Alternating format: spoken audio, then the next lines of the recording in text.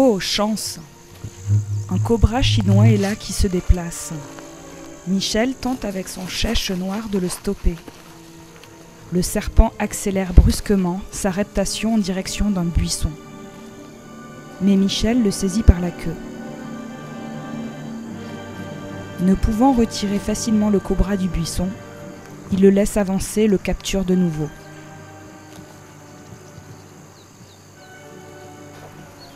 Cette fois en parvenant à le saisir au niveau du cou. C'est tout un savoir-faire acquis avec les serpents.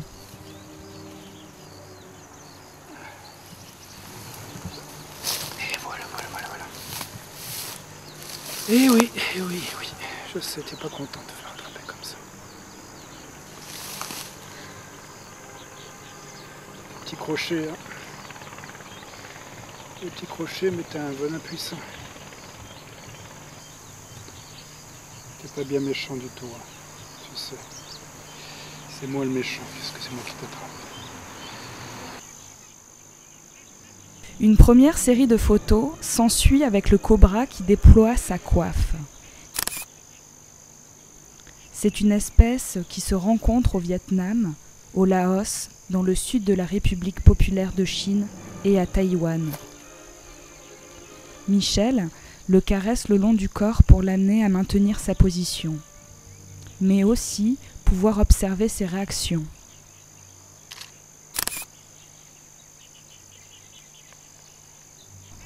Michel s'est approché de très près.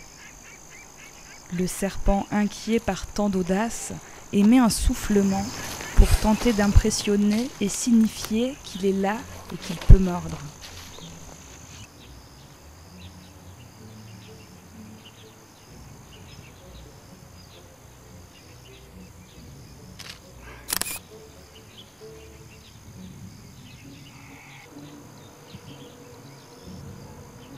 Le photographe n'hésite pas à s'allonger sur le sol. Il sait que le cobra restera à distance. C'est la première fois que ce passionné de serpents a l'occasion de tester les réactions d'un cobra chinois. Jusque-là, les seuls cobras qu'il connaissait bien étaient ceux de l'espèce présente dans son pays natal, le Maroc. L'espèce appelée cobra d'Égypte. Le serpent observe tous les mouvements de l'homme, puis alors que celui-ci s'est assis et le provoque du pied, il tente pour la première fois de mordre. Ce comportement n'est en rien agressif, c'est une réaction purement défensive.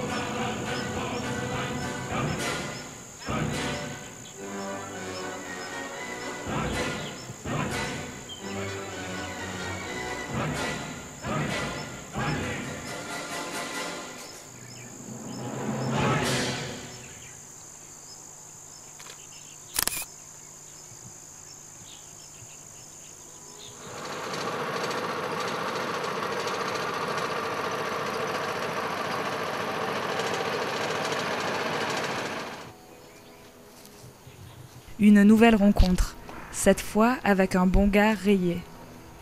Comme les cobras, il appartient à la famille des élapidés, qui comprend également les mambas. Ce bongar posséderait un venin 2 fois plus puissant que le cobra indien dont le cobra de Chine est très proche. On peut le rencontrer au Vietnam, au Laos, en Thaïlande, en Birmanie, en Chine et sur l'île de Taïwan. Bien que très venimeux, le bongar rayé n'est nullement agressif. Il ne mord que rarement. On affirme qu'il aurait plutôt tendance à mordre la nuit. Michel sait tout ça, mais il reste sur ses gardes. Toutes les manipulations qu'il effectue sont sans risque. Jamais il ne laissera le Bongar remonter jusqu'à sa main.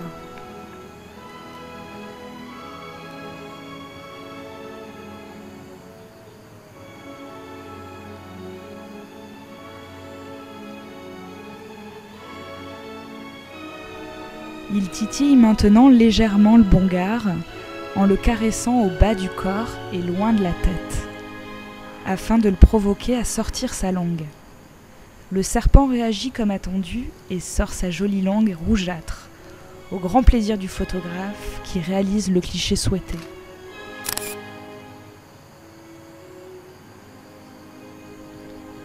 Il répète la technique chaque fois qu'il veut voir apparaître la langue du serpent.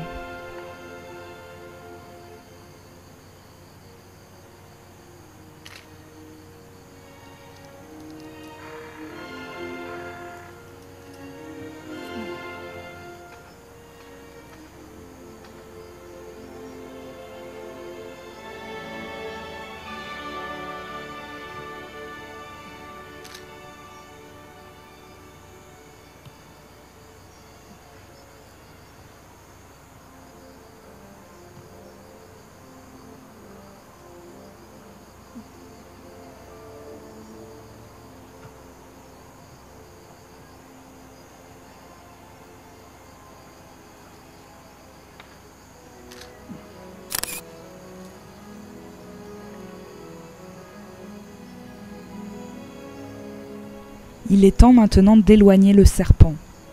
Le laisser dans ce champ serait dangereux pour lui. Il pourrait se retrouver dans une assiette.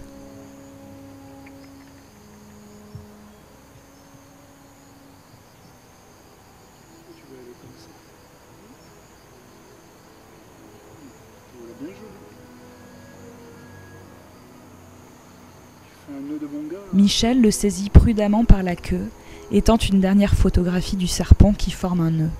Le Bongar sera remis plus tard en liberté, là où ses chances de survie sont les plus grandes.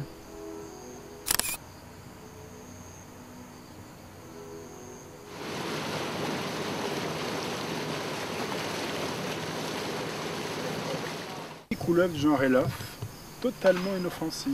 Hein, oh, mais elle m'a mordu. Et ben voilà. Et qui mordait jamais dans la nature, là j'en ai trop demandé. Elle m'a mordu à la joue. Heureusement que tu n'es pas le Bongar, toi. Hein, parce que là ça se terminerait peut-être pas très bien pour moi.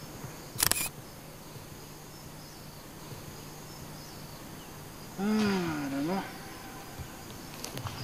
Comme ça il t'arrive de mordre, toi qui mordais jamais. Je croyais. Je croyais que c'était un sapin qui ne mordait jamais, ça. Hein? Mort rarement. Oh là là. Bon. Allez, on va faire quelques photos. Cette couleuvre de jade, totalement inoffensive, est appelée aussi serpent ratier mandarin. Elle vit dans une grande partie de la Chine, excepté au nord, ainsi qu'à Taïwan, au nord-ouest du Vietnam, en Inde du nord-est, dans le nord de la Birmanie, au Laos et en Thaïlande. Michel provoque la couleuvre afin de l'amener à adopter une position défensive. La couleuvre tente quelques morsures pour impressionner cette main qui la menace.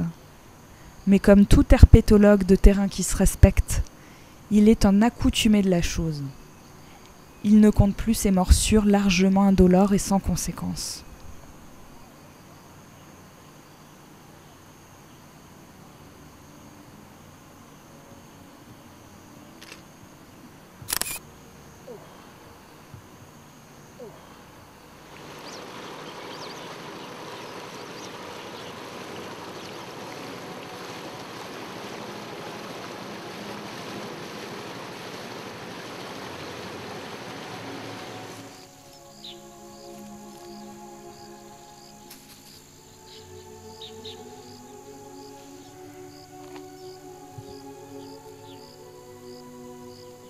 Seconde séance photo avec le cobra chinois, dont ce sera le jour de sa remise en liberté.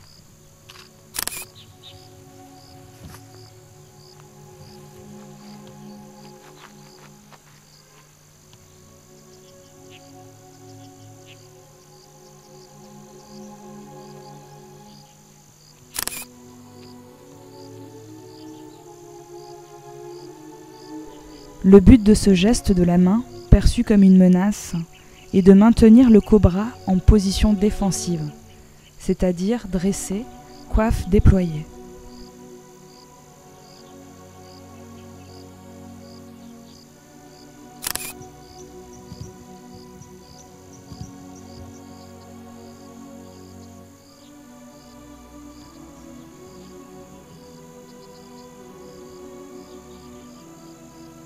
En caressant de la sorte la coiffe du cobra, l'herpétologue amène le serpent à s'aplatir. Ceci est une technique douce pour pouvoir le saisir ensuite par la nuque.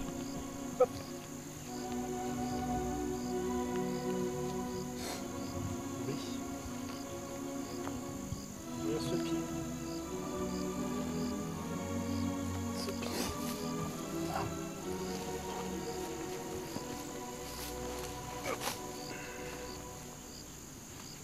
Non, non, faut pas se sauver comme ça. Oh là là.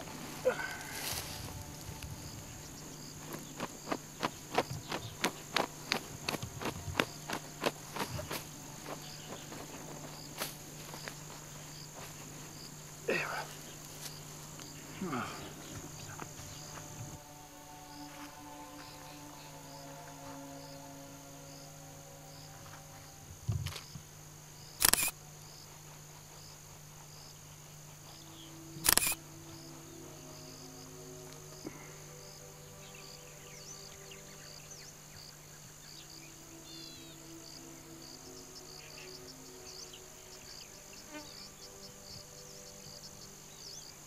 Michel caresse de nouveau le serpent. Cette fois-ci au niveau du corps, non pas pour le saisir, mais pour le dissuader de s'en aller.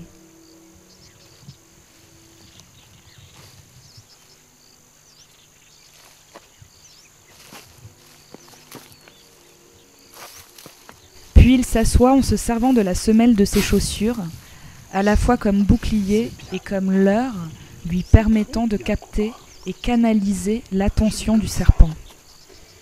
Tout petit problème, c'est que je dois enlever quelque chose qui est derrière toi. Tu vois, toutes sortes de pollutions. Voilà. C'est bien.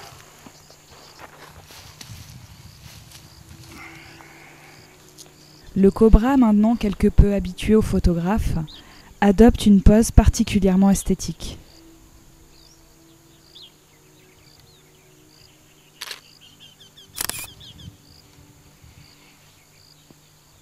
La séance photographique est terminée. Il est temps de mettre le cobra dans un sac de transport jusqu'à un lieu plus sûr. Il sera relâché là où il pourra peut-être échapper aux hommes. Voilà, en douceur. C'est moins stressant pour toi comme ça. Je tiens pas fort, tu ouvres pas la gueule.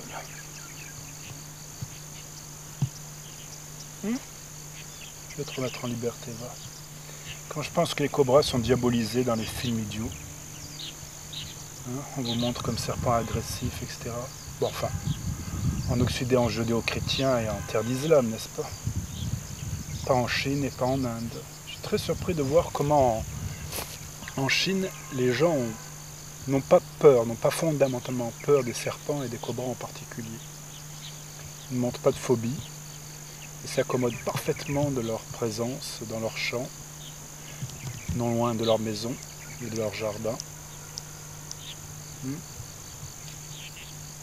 Mais il est vrai qu'ils vous capturent, certains pour vous mettre dans de l'alcool, prétendument de l'alcool à serpent, d'autres vous mangent, mais pas tout le monde.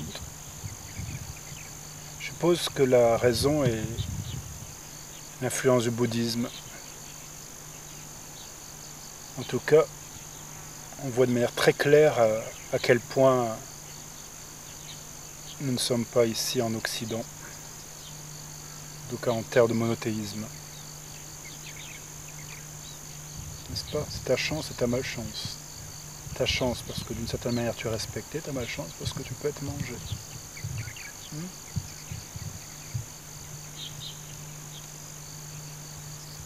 Eh bien, en tout cas, ce serpent, il a fini par comprendre que je n'étais pas vraiment dangereux pour lui. Je l'emmerde, je l'empêche de se sauver.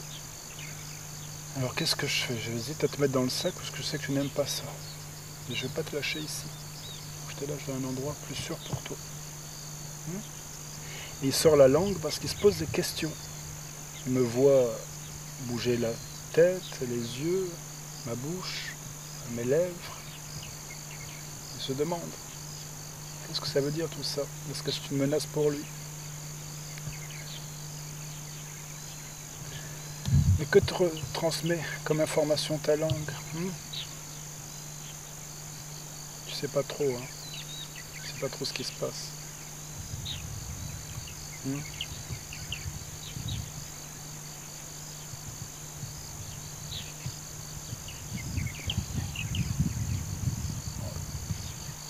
Ça va te faire peur. Hein.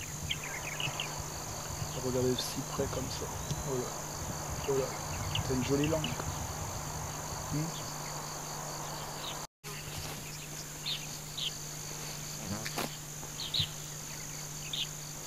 Juste quelques minutes. Allez. Voilà. Tu sens ça déjà.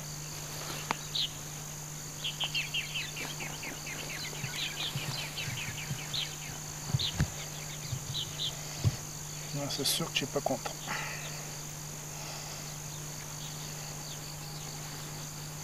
Tu as eu un avant-goût de la liberté. Et voilà, te voilà dans le sac. Mais promis, c'est pas long. Allez.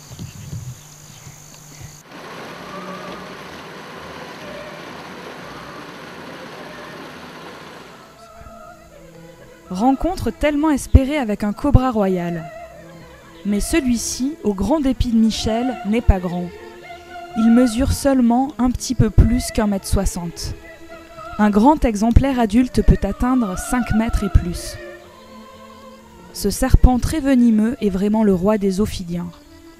Ophiophage, il se nourrit essentiellement d'autres serpents et peut à l'occasion se permettre d'engloutir un jeune python réticulé, espèce parvenant à la plus grande taille de tout le monde ophidien. L'animal ne reste pas en place. Il ne veut pas rester à découvert.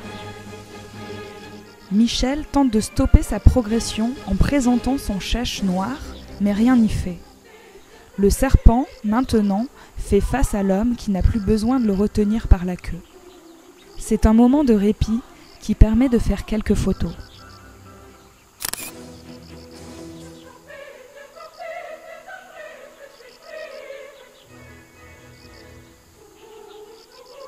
Un court moment car le cobra tente de nouveau de s'échapper, mais sans succès.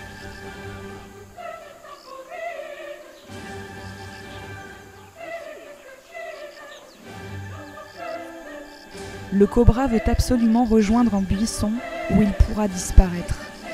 Mais plus rapide, l'herpétologue le saisit par la queue au moment où, entré dans le buisson, le cobra ne pouvait pas se retourner.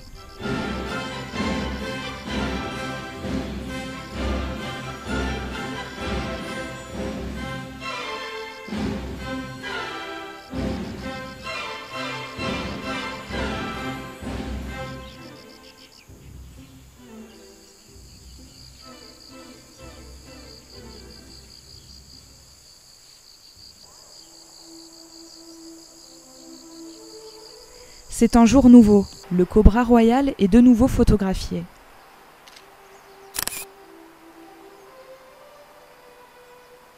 Sorti de son sac de transport et placé à découvert, le serpent se dresse au maximum pour impressionner.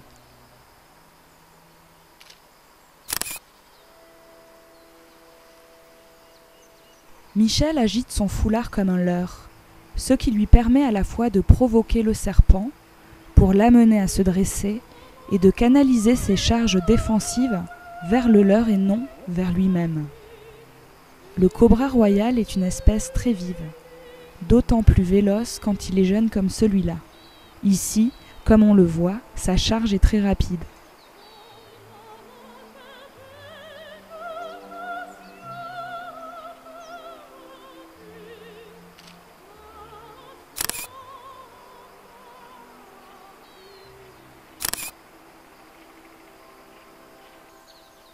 Après une série de photos, Notre cobra s'enfuit vers un fourré.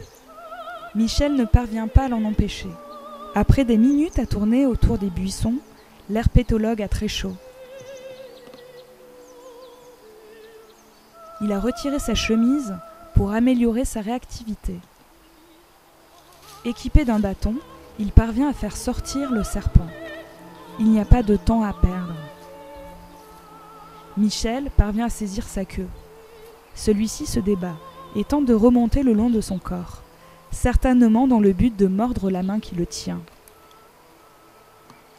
Il faut donc le lâcher, puis sans perdre de temps, courir, saisir l'appareil photo, car le cobra est à nouveau dressé.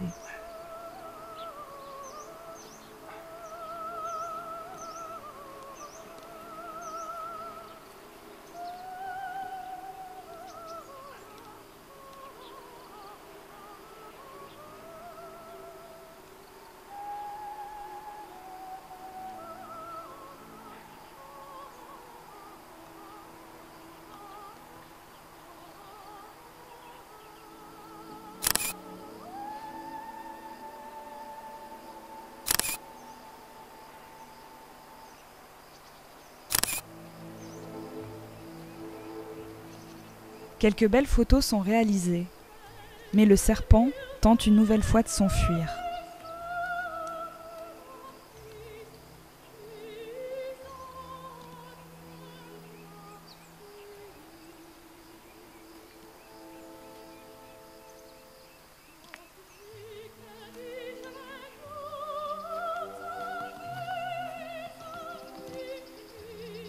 Le cobra a réussi à esquiver Michel et à rejoindre un buisson. Mais l'herpétologue parvient à saisir la queue, puis une partie du corps, et enfin le cou du serpent. Le cobra est dans l'incapacité de se retourner ou de se dresser.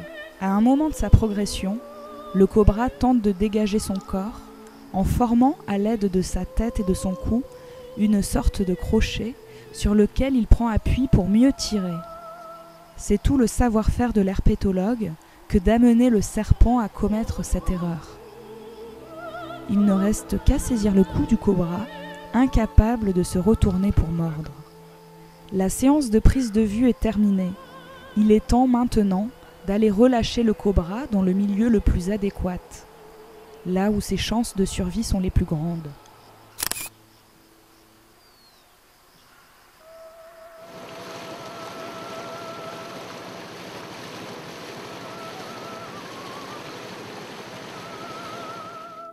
Après 3 espèces délapidées, voilà maintenant une vipère qui tente de fuir devant les pas de Michel. Elle est appelée vipère des 100 pas, car selon la croyance, elle serait à ce point venimeuse qu'un homme mordu n'aurait le temps de ne faire que 100 pas avant de succomber.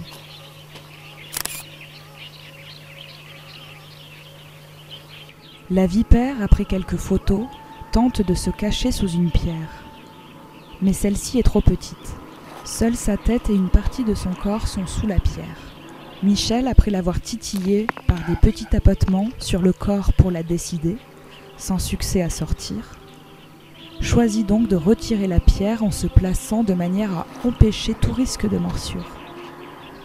Le serpent ne peut voir sa main avancer et dégager la pierre. La vipère tente de fuir. L'herpétologue utilise alors une technique éprouvée avec certains serpents, notamment les vipères qui en moyenne, moins rapides, ont tendance à se cacher à la première occasion venue. Ici, il utilise à cet effet sa veste qui offrira une cachette.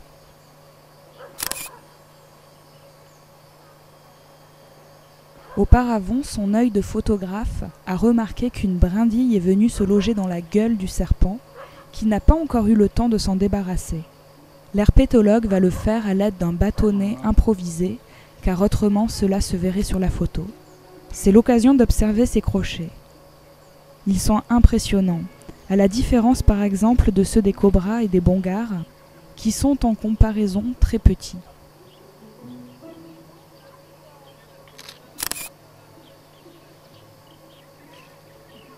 Son aire de répartition recouvre la Chine jusqu'à Taïwan et le nord du Vietnam, pouvant atteindre 1,20 m en moyenne C'est un vipéridé de grande taille.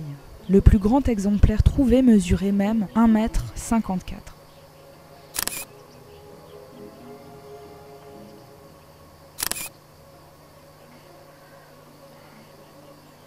Il est temps maintenant de redonner sa liberté à la vipère.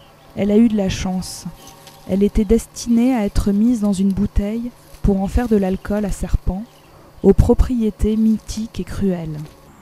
Michel et Chêne l'ont achetée, photographiée, puis remise en liberté.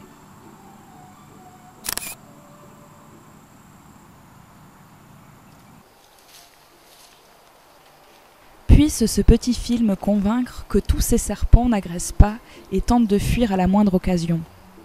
Les serpents ont toute leur place dans les écosystèmes. Protégeons-les. Si l'homme n'en finit pas parfois de chuter hors du paradis, qu'il apprenne à y laisser les serpents. Peut-être alors l'homme saura-t-il retrouver le chemin vers l'Éden perdu.